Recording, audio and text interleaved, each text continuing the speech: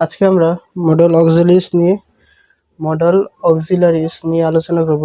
অর্থাৎ যে সমস্ত অক্সিলারি ভার্ব মূল ভার্বের সাথে যুক্ত হয়ে বিভিন্ন অর্থ প্রকাশ করে তাকে আমরা মডাল অক্সিলারি বলে থাকি।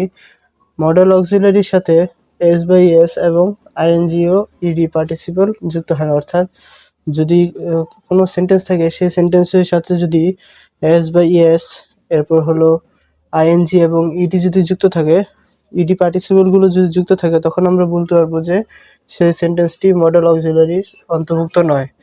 এখন মডাল অক্সিলারির ব্যবহার নিয়ে এখন আমরা যদি আলোচনা করি, প্রথমে আমরা দেখব যে ক্যান এর ব্যবহার, অর্থাৎ কখন আমরা ক্যান ব্যবহার করে থাকি।